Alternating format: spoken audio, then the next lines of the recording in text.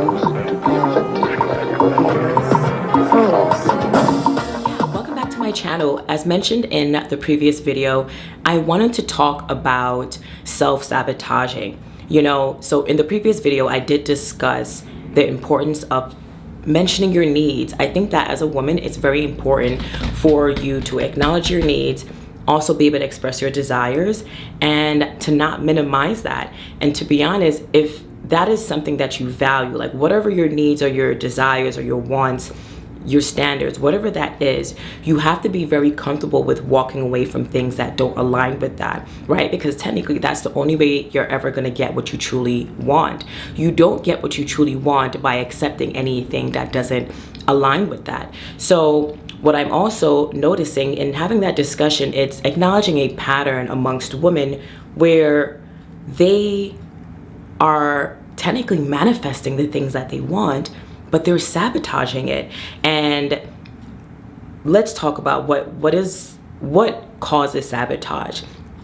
In my professional experience, many times whenever I meet someone that struggles with sabotage, it comes from a place of unworthiness, right? So someone can be confident, someone can be very successful, but if they don't have the positive experiences to affirm that whatever they wanted was real and it wasn't too much, if they don't have positive experiences that validates their desires or their wants, or if they don't have the positive experiences that is evidence of all the things or some of the things that they truly desire, they'll never really know their self-worth.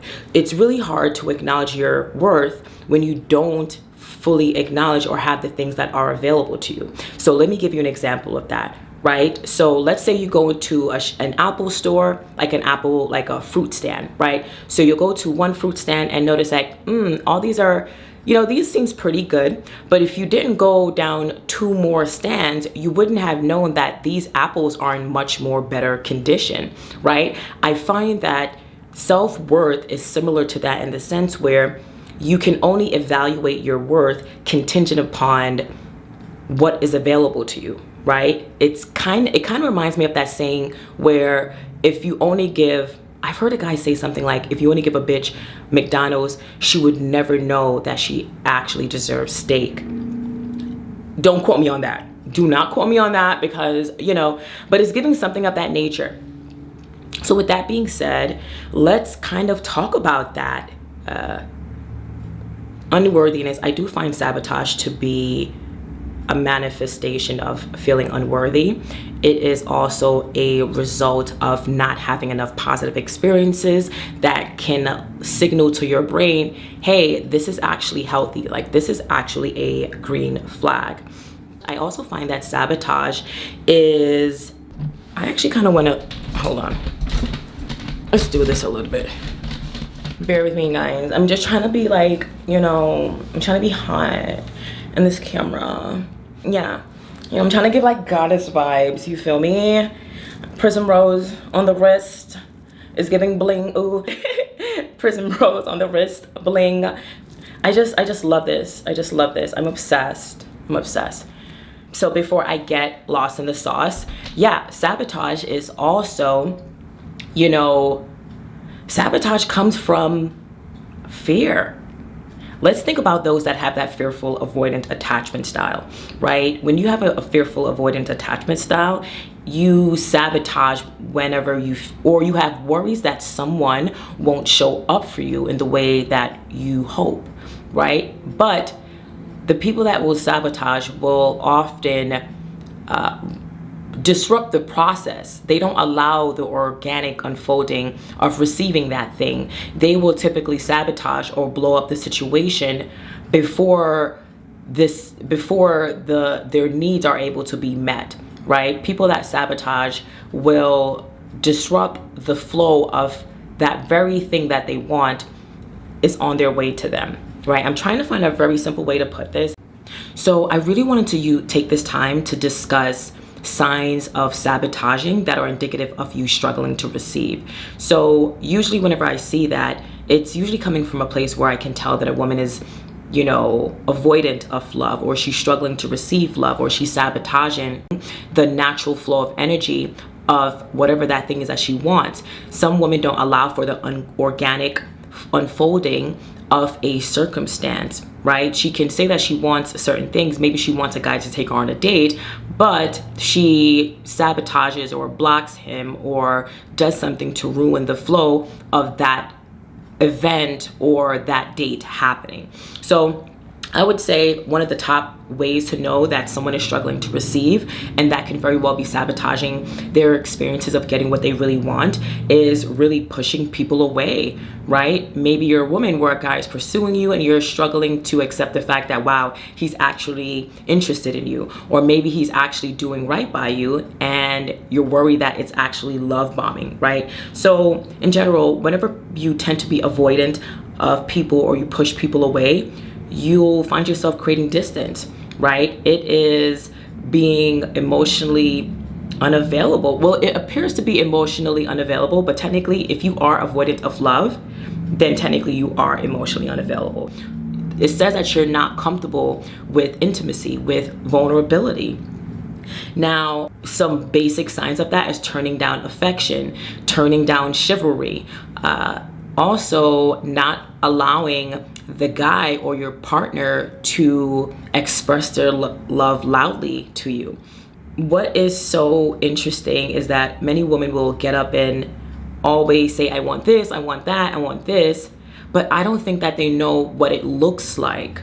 I don't think that they know what it looks like. They might see it show up for other people, but what that looks like for them, they don't know, and it's because they don't have any experiences. But I say this all to say, if you're a woman that really wants something, you have to allow the organic unfolding of that. You have to allow the universe to show you these things.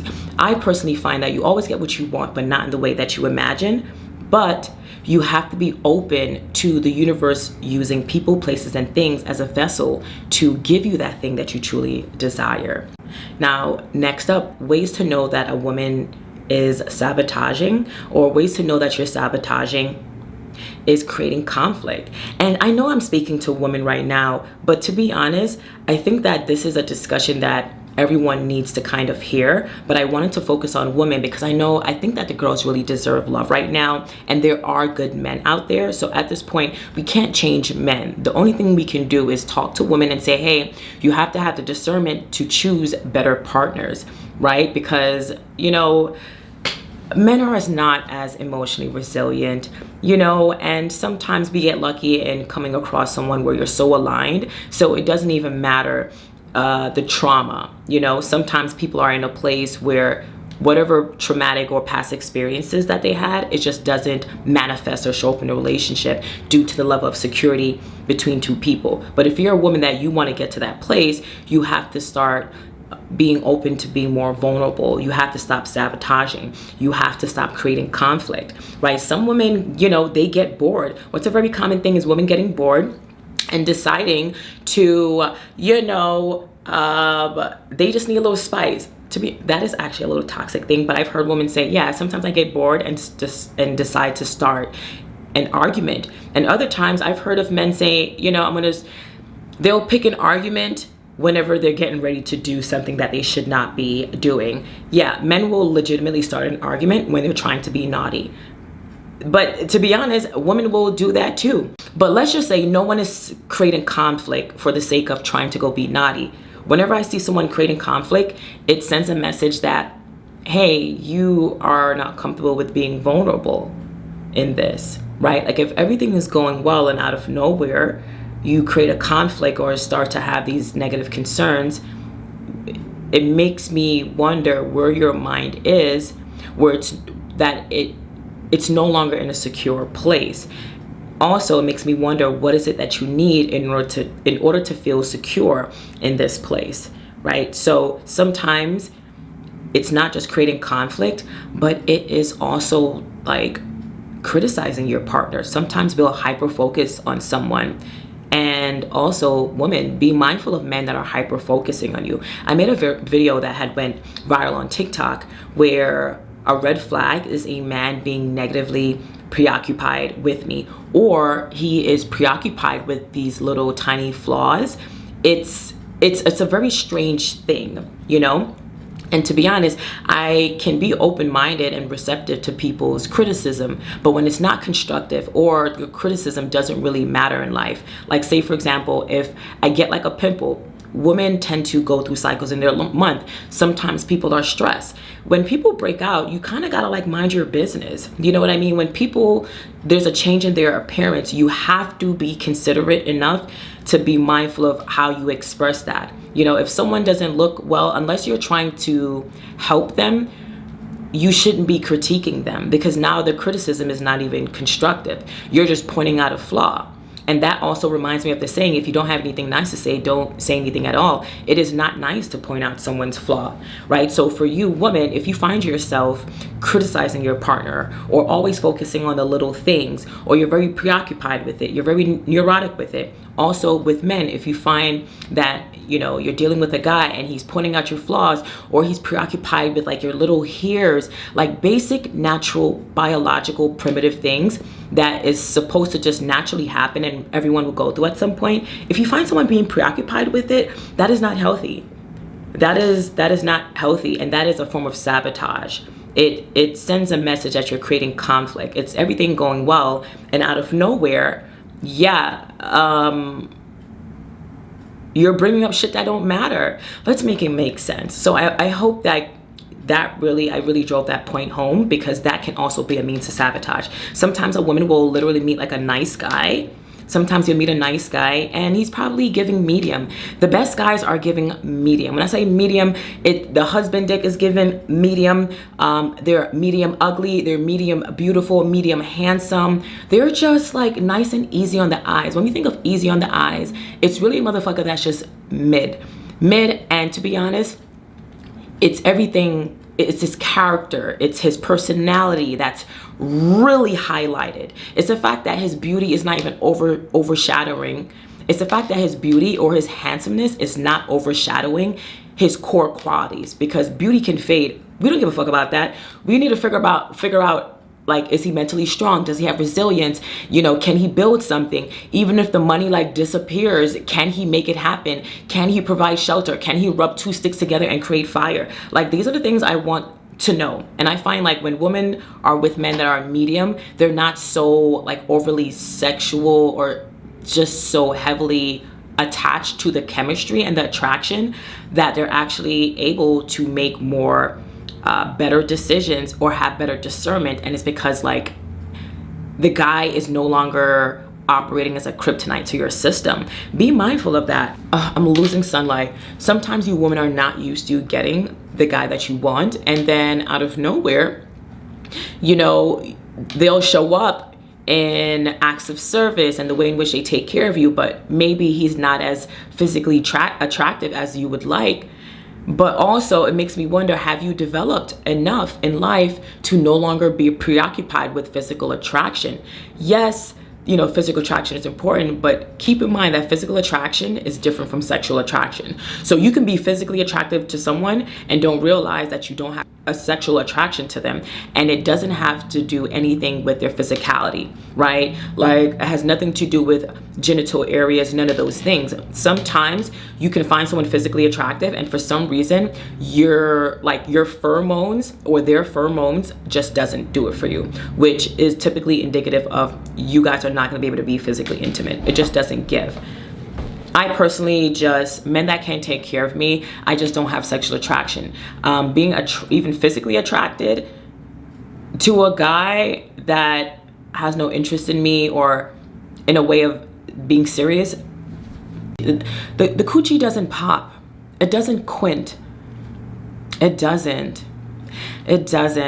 But anyway, so yeah, back to what I was saying. So just to do a quick recap, just so we're not lost in the sauce. When it comes to sabotaging, the top ways to know that you are struggling to receive and you're sabotaging receiving the experience as a result. It is one, signs is rejecting or being avoidant of love. Secondly, it is creating conflict, starting random arguments. Also be mindful of, you know, your partner criticizing you or you criticizing someone. It's giving fucking it up. You're fucking it up, okay? And you have to relax, okay? You're criticizing the good guy. It looks like you're going out of the way to find something wrong, and ain't nothing really wrong, okay? So, and the next one is overgiving. Three is overgiving. It's giving people pleasing, okay? So that is where I'm gonna pick up from where we left off. But just really quickly, I kind of just want to run through it so that way you guys also know what's gonna be next. It is for exhibiting self-destructive patterns. It is having a distrust of love.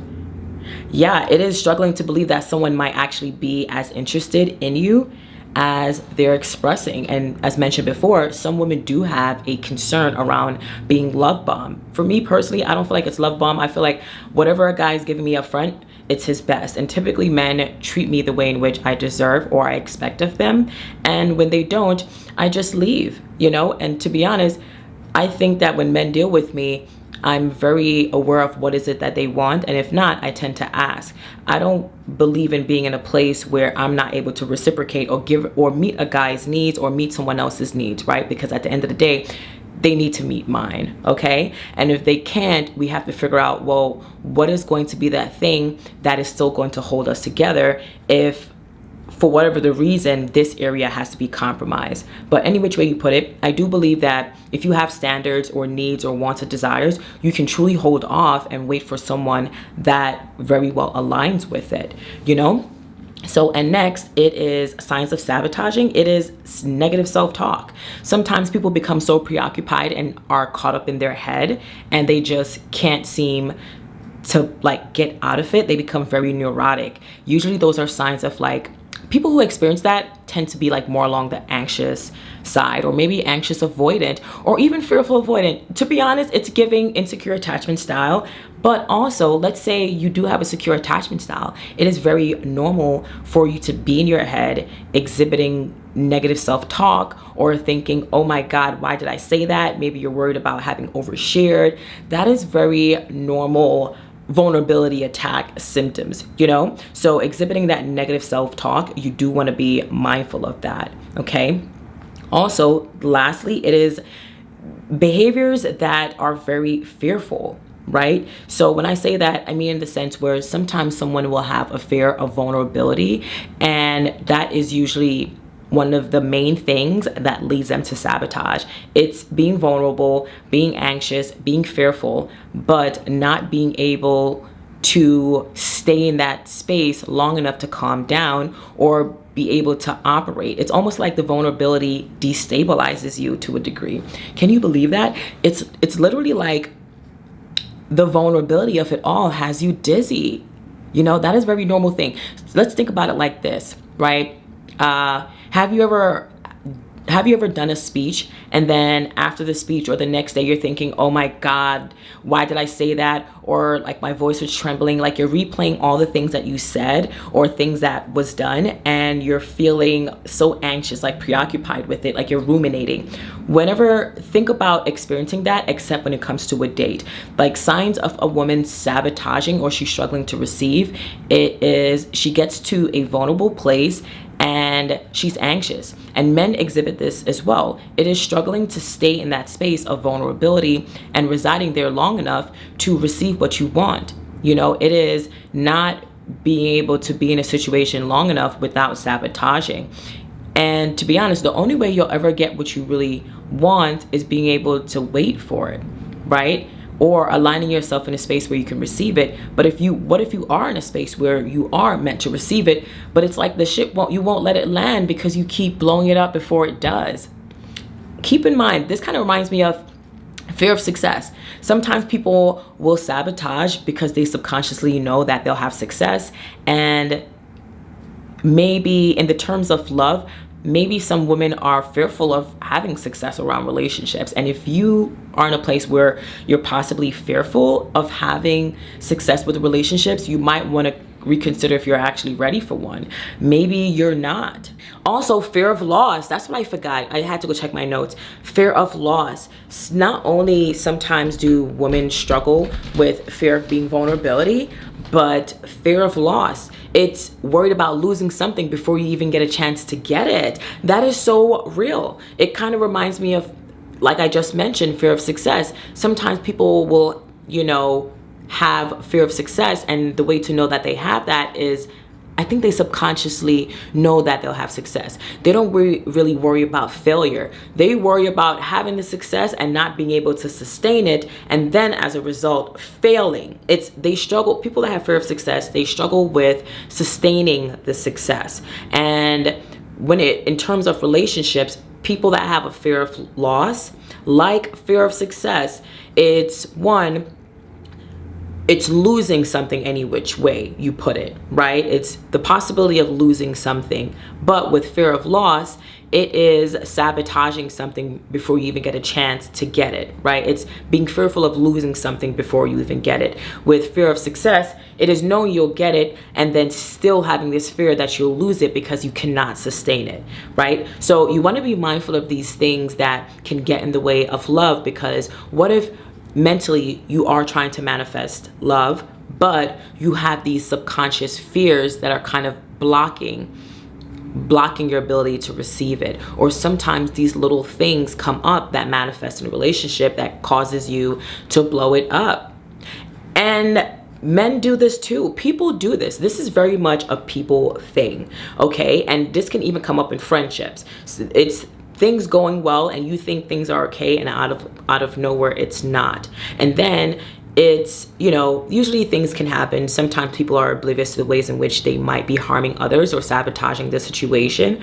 But if it keeps being a thing that comes up, you might have to consider whether or not you're secure enough to be in a relationship or dynamic with this person. You have to consider whether or not you're in a place where you're ready to receive. Like, not being able to receive as a woman will destroy your ability to remain feminine.